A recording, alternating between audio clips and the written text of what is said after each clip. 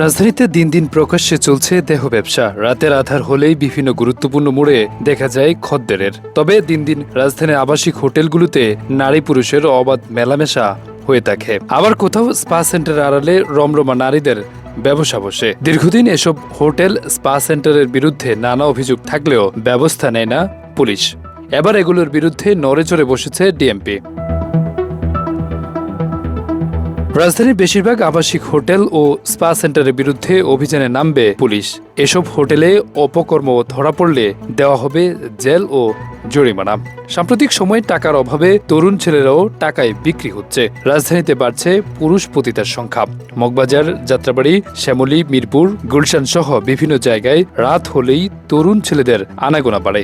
সরাসরি দর কষাকষি করে নারীদের সাথে যায় রাত কাটাতে। এমন সংবাদ এখন গণমাধ্যমের শিরোনাম।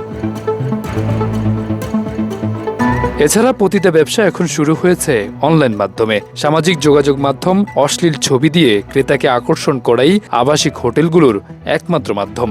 তারা তরুণ নারীদের ছবি দিয়ে ব্ল্যাকমেইল করছে এমন অভিযোগ পাওয়া গেছে। অনলাইনে যেসব নারীদের ছবি পোস্ট করা হয় তারাই নিজেরাই জানে না যে তাদের ছবি বিক্রি হচ্ছে। এমন প্রতারণার অভিযোগ যোগীর চিন্তার হাতে।